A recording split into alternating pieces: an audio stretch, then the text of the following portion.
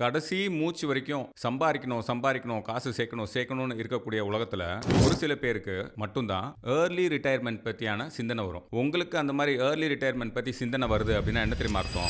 வாழ்க்கைய பத்தி உங்களுக்கு நல்ல புரிதல் இருக்குன்னு அர்த்தம். வாழ்க்கை அப்படிங்கிறது வெறும் பணம் மட்டும் கிடையாது. ஒரு பேலன்ஸ்டு லைஃப்னு உங்களுக்கு நல்லா தெரிஞ்சிருக்குன்னு அர்த்தம். அப்படிப்பட்ட ஏர்லி ரிட்டயர்மென்ட்ட எப்படி சாத்தியப்படுத்துறது? அதுக்கான மென்டல் ஒரு மேக் ஓவர் என்னெல்லாம் தேவை அப்படிங்கிறத பத்தி இந்த வீடியோல சொல்லியிருக்கேன். ஏர்லி ரிட்டயர்மெண்ட்டை பல டைமென்ஷன்ல இருந்து நம்ம பார்க்க போறோம். So different point of view நமக்கு இங்கே கிடைக்கும். வீடியோ ஃபுல்லாக பாருங்க. உங்களுக்கு எது சூட் ஆகுதுன்னு அப்பதான் உங்களுக்கு புரியும். ஏர்லி ரிட்டயர்மெண்ட்டுக்கு மொதல் பணம் தேவை. ஸோ மேத்தமேட்டிக்கல் அப்ரோச்னு சொல்லுவோம்ல, எவ்வளோ பணம் இருந்தால் நம்ம ரிட்டையர் ஆக முடியும் அப்படிங்கிறத பற்றி ஒரு மேத்தமேட்டிக்கல் கால்குலேஷன்ஸ் வழியாக மொதல் பார்ப்போம். ஸோ உங்களுக்கு வந்து 50,000 ரூபா உங்களுக்கு ஒரு மாசத்துக்கு தேவைப்படுது உங்க வாழ்க்கை நடத்துறதுக்கு அப்படின்னு உங்களுக்கு தெரியுது. அப்பனா எவ்வளோ ரூபா நீங்க சேர்த்துட்டீங்கன்னா இந்த 50,000 ரூபா உங்களுக்கு மாசம் மாசம் வந்துடும். ஸோ தட் நீங்கள் இனிமே வேலைக்கு போக வேண்டிய அவசியம் கிடையாது. நீங்கள் எந்த வேலையும் பார்க்க வேண்டிய அவசியம் கிடையாது. உங்கள் வாழ்க்கையை நீங்கள் எளிமையாக சந்தோஷமாக வாழ முடியும் அப்படிங்கிறத நம்ம தெரிஞ்சுக்கணும். ஸோ இப்போ ஒரு எக்ஸாம்பிளுக்கு 1,00,00,000 ரூபா நீங்கள் சேவிங்ஸாக வச்சுருக்கீங்க அப்படின்னா அந்த 1,00,00,000 ரூபாயை ஒரு உதாரணத்துக்கு நீங்கள் பேங்க்கில் போட்டால் கூட ஒரு 7% 7.5% இன்னைக்கு தேதியில் அப்ராக்சிமேட்டாக உங்களுக்கு வட்டி கிடைக்கும் இல்லையா? அப்படின்னா அது வந்து ஒரு வருஷத்துக்கு கிட்டத்தட்ட ஒரு 7லிருந்து 7.5 லட்சம் ரூபா உங்களுக்கு வட்டியாக வருது. அப்படின்னா இப்போ உங்களுக்கு தேவை 50,000 ரூபா பர் மந்த். அப்போ 12 மாதத்துக்கு 6 லட்ச ரூபா உங்களுக்கு தேவை. அது இந்த வட்டியிலிருந்தே உங்களுக்கு வந்துடுது. இதில் கொஞ்சம் டாக்ஸ் இருக்கும், அதுக்கப்புறம் ஒரு மெடிக்கல் எக்ஸ்பென்ஸ் இருக்கலாம், ஒன் டைம் எக்ஸ்பென்ஸு, இதெல்லாம் கொஞ்சம் பிளான் பண்ணிக்கணும். ஸோ அப்போ ஒரு 1,00,00,000 ரூபா நீங்கள் கேஷ் வச்சுருக்கீங்கன்னா நீங்கள் என்ன எய்ம் பண்ணணும் அப்படிங்கிறது என்னோட சஜஷன்னா 10% ஆகுது அந்த 1,00,00,000 ரூபா இயர் ஆன் இயர் அப்ரிஷியேட் ஆகிற மாதிரி நீங்கள் இன்வெஸ்ட்மெண்ட்ஸை பிளான் பண்ணி போட்டுக்கணும். அப்போ வருஷத்துக்கு உங்களுக்கு ஒரு 10 லட்ச ரூபா வரும். ஆனால் உங்களோட எக்ஸ்பெக்டட் எக்ஸ்பென்ஸ் வந்து மந்த்லி 50,000 இன்டூ 12 மந்த்ஸ் அப்படிங்கிறது 6 லட்ச ரூபா தான். ஸோ அது உட்பட்டே இருக்கு. அப்படிங்கும் போது எக்ஸ்ட்ரா ஏதாவது கண்ணுக்கு தெரியாத எக்ஸ்பென்சஸ் வந்தால் கூட நம்ம எப்பவுமே குஷனோட இருப்போம். அது ஏர்லி ரிட்டையர்மெண்ட்டுக்கு நமக்கு ரொம்ப எளிமையான ஒரு பாதையை வகுத்து கொடுக்கும். உங்களோட இந்த ஏர்லி ரிட்டையர்மெண்ட்டை நீங்கள் ப்ராப்பராக அச்சீவ் பண்ணுறதுக்கு ஒரு மேத்தமேட்டிக்கல் கால்குலேஷன் உங்கள் மைண்டில் எப்போவுமே இருக்க வேண்டியது ரொம்ப சிம்பிள். எவ்வளோ சேவிங்ஸ் வச்சுருக்கீங்க, அப்புறம் எவ்வளோ இயர்லி எக்ஸ்பென்ஸ் பண்ணுறீங்க, இது ரெண்டை மட்டும் கவனமாக பார்க்கணும். உங்களுக்கு அந்த வச்சிருக்க சேவிங்ஸ் அதனோட அப்ரிசியேஷன் ஒரு வருஷத்தில் என்ன வருதோ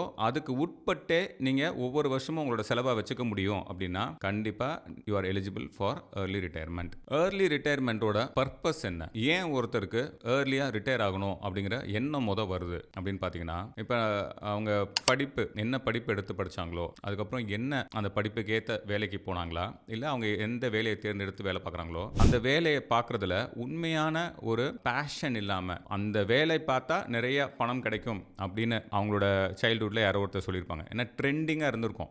இப்போ இன்னைக்கு ஏஐ ட்ரெண்டிங்காக இருக்கு, டேட்டா சயின்ஸ் ட்ரெண்டிங்காக இருக்கு. அப்படின்னா என்ன அர்த்தம்னா சமுதாயத்துக்கு இன்னைக்கு அந்த மாதிரி வேலை பார்க்கக்கூடிய மனிதர்கள் தேவை, அதான் மீனிங். ஆனால் அந்த ட்ரெண்டில் இருக்கிற ஒவ்வொரு விஷயமும் இப்போ என்ன மாதிரி ஒரு தனிப்பட்ட நபருக்கு அது சூட் ஆகுமா, நான் அந்த வேலையை பார்த்தா சந்தோஷமா இருப்பேனா அப்படிங்கிறது ஒரு கவனிக்கப்பட வேண்டிய விஷயம். ஆனால் பொதுவாக மக்கள் என்ன நினைக்கிறாங்க, இந்த ட்ரெண்டிங்கான விஷயத்துக்குள்ள நம்ம போயிட்டோம்னா நிறைய பணம் கிடைக்கும்னு நினைக்கிறாங்க. அது உண்மைதான். ஆனால் என்ன ப்ராப்ளம்னா அந்த மாதிரி ஒரு வேலையை எடுத்து செய்கிறவங்க அவங்களுக்கு பேஷன் அதில் இல்லை. அப்படிங்கும் போது தொடர்ந்து பல வருடங்கள் அதே வேலையை செய்யறதுக்கான மன பக்குவம் இல்லாமல் அவங்க கஷ்டப்படுவாங்க. அப்படிப்பட்ட மனிதர்களுக்கு தான் பொதுவாக இந்த மாதிரி ஏர்லி ரிட்டையர்மெண்ட் ரொம்ப சீக்கிரமாக அவங்க மனசுக்கு தோணுது. இப்போ ஒரு உதாரணத்துக்கு இப்போ கமல்ஹாசன் எடுத்துக்கோங்க. 6 வயசுல நடிப்புக்கு வந்தாரு, இன்னைக்கு வரைக்கும் நடிச்சுக்கிட்டே இருக்காரு. அவரே அவரோட இன்டர்வியூல சொல்றாரு, இந்த மாதிரி எனக்கு ரொம்ப பிடிச்ச விஷயத்தை தான் நான் செய்றேன், அதுக்கு எனக்கு இவ்வளவு பணம் கிடைக்குது, ரொம்ப சந்தோஷம் அப்படின்னு சொல்றாரு. அந்த மாதிரி இப்போ சாஃப்ட்வேர்ல கோடிங் எழுதுறது பயங்கர பேஷனேட்டா சைல்ட்ஹுட்ல இருந்தே எழுதுற குழந்தைங்க இருக்கு. ஸோ அந்த மாதிரி இப்போ சாஃப்ட்வேர் ஃபீல்டில்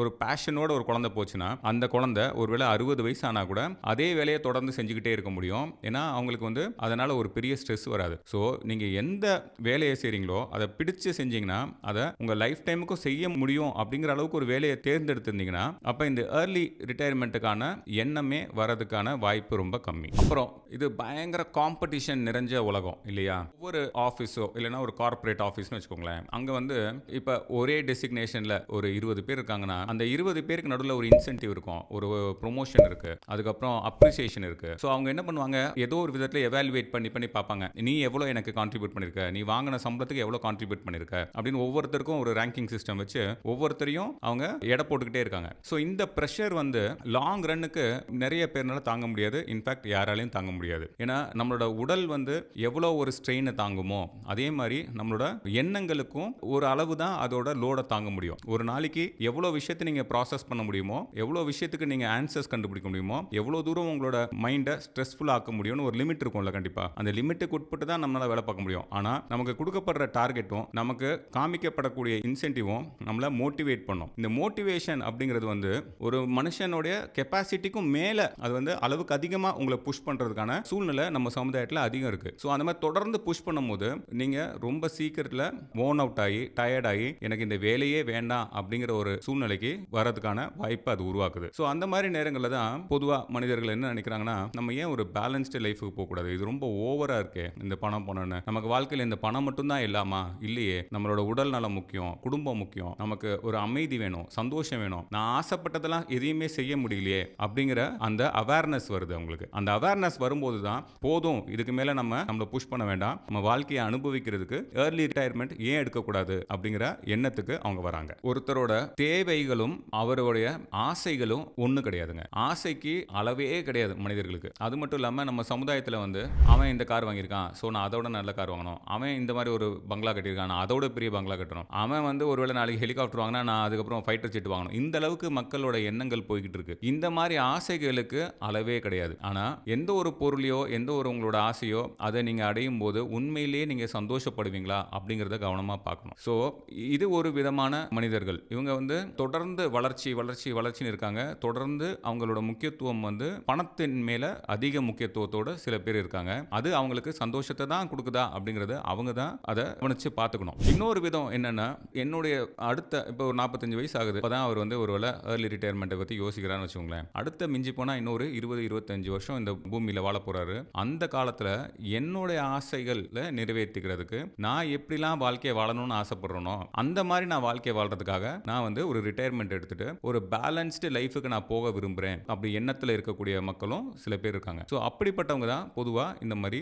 ஏர்லி ரிட்டையர்மெண்ட்டை சீரியஸாக எடுத்துக்கிட்டு அதை நடைமுறைப்படுத்தவும் செய்கிறாங்க. ஸோ உங்களுக்கு நீங்கள் விருப்பப்பட்ட ஒரு வாழ்க்கையை தேர்ந்தெடுக்கிறதுக்கு தான் இந்த ஏர்லி ரிட்டையர்மெண்ட். சில பேர் அவங்க ஏதோ இந்த பூமியில் அடுத்த 500 வருஷம் வாழ போகிறதா நினச்சிக்கிட்டு பணம் பணம் பணம் பணம்னு தொடர்ந்து பணத்தையே தேடுவாங்க. ஆனால் அதை ஒரு அவேர்னஸோட ஃபார் சம் ரியல் பர்பஸோட ஒருத்தர் செய்கிறாங்கன்னா அதுவும் தப்பு கிடையாது. ஆனால் எந்த ஒரு அவேர்னஸும் இல்லாமல் ஒரு அடிக்ஷன் மாதிரி வெறும் பணம் பணம் பணம் பணம்னு பணத்தை சேர்த்துட்டு நம்ம கூட கேள்விப்பட்டிருப்போம். அந்த கடைசி காலத்தில் அந்த ஹாஸ்பிட்டல் பெட்டில் படுத்துட்டு சில பேர் கொடுத்த இன்டர்வியூஸ் அப்படின்னு சொல்லுவாங்க. அதில் வந்து நான் என் வாழ்க்கையை முழுசாக வாழாமல் போயிட்டேனே, என்னோட நண்பர்களோட ஒரு குவாலிட்டியான நேரத்தை செலவழிக்காமல் போயிட்டேனே, என் குடும்பத்துக்கு நேரம் ஒதுக்காமல் நான் இப்படி வாழ்க்கையை வீணாக்கிட்டேனே, பணம் பணம்னு தேடி வீணாக்கிட்டேனே அப்படிங்கிற ரிக்ரெட்ஸை நிறைய பேர் சொல்லி நம்ம கேள்விப்பட்டிருக்கோம். அந்த மாதிரி அவேர்னஸ் இல்லாமல் முட்டாத்தனமாக வெறும் பணம் பணம் பணம்னு வாழ்க்கையை வாழ்ந்துடக்கூடாது. ஸோ அப்படி இந்த மாதிரி ஒரு அவேர்னஸ் இருக்கிற மனிதர்கள் பொதுவாக அவங்க மட்டும்தான் என்னை பொறுத்த வரைக்கும் இந்த ஏர்லி ரிட்டையர்மெண்ட்டை பற்றி யோசிக்கிறாங்க. அது ஒன்றும் தப்பான விஷயம் கிடையாது,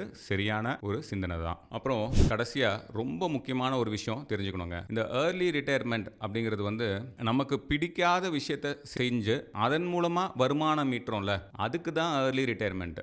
நம்ம கடைசி மூச்சு இருக்கிற வரைக்கும் இந்த பூமியில் துன்பங்களும் கஷ்டங்களும் இல்லை டெய்லி சமாளிக்க வேண்டிய பிரச்சனைகளும் இருந்துகிட்டே தான் இருக்கும். அதுக்கு என்னைக்கும் ரிட்டையர்மெண்ட்ன்றது கிடையவே கிடையாது. நம்ம மூச்சு விடுறதுக்கு ரிட்டையர்மெண்ட்டோ இல்லைனா நான் டெய்லி கடமைகளை செய்கிறதுலேருந்து ரிட்டையர்மெண்ட்டோ இல்லை டெய்லி வரக்கூடிய பிரச்சனைகள்லேருந்து தப்பிக்கிறதுக்கு ரிட்டையர்மெண்ட்டோ அப்படின்னு மட்டும் நினச்சிடாங்க. அப்படி ஒரு ரிட்டையர்மெண்ட்டே கிடையாது. நம்ம இந்த பூமியில் வாழ்கிற கடைசி நொடி வரைக்கும் நம்மளோட பிரச்சனைகளை நம்ம ஃபேஸ் டு ஃபேஸ் நம்ம தான் எதிர்கொள்ளணும். அதுக்கு யாரும் அசிஸ்டன்ட் வச்சுக்க முடியாது. நம்ம சேர்த்து வச்ச பணமும் உதவி பண்ணாது. ஸோ நம்ம ரிட்டையர்மெண்ட் ஏர்லி ரிட்டையர்மெண்ட் அப்படிங்கிறது நமக்கு பிடிக்காத ஒரு வேலையிலிருந்து நமக்கு பிடிச்ச மாதிரி நம்ம வாழ்க்கையை மாற்றிக்கிறதுக்காகவும் பணம் பணம்னு ஒரே விஷயத்தை தேடாம நம்ம ஒரு குவாலிட்டியான நேரத்தை நம்ம உருவாக்கிக்கிறதுக்காகவும் நம்ம குடும்பத்தோட நேரம் செலவு பண்றது, உடல் நலனை பார்த்துக்கிறது, நண்பர்களோட நம்மளோட நேரத்தை செலவு பண்றது, அப்புறம் உலகம் முழுக்க சுற்றி பார்க்கணுங்கிற ஆசைகள் சில பேருக்கு இருக்கும். இந்த மாதிரி ஒரு பேலன்ஸ்டு லைஃப் ஸ்டைலுக்கு தான் ஏர்லி ரிட்டையர்மெண்ட்டை தவிர எந்த ஒரு டென்ஷனும் இல்லாமல் என் வாழ்க்கையை இனிமே நான் நிம்மதியாக வாழ போறேன் அதனால நான் ஏர்லி ரிட்டையர்மெண்ட் எடுக்கிறேன் அப்படின்னு மட்டும் நினைக்காதீங்க. ஏன்னா கடைசி மூச்சு இருக்கிற வரைக்கும் பிரச்சனைகளும் அதை சமாளிக்க வேண்டிய அவசியமும் நமக்கு இருக்கும். நன்றி.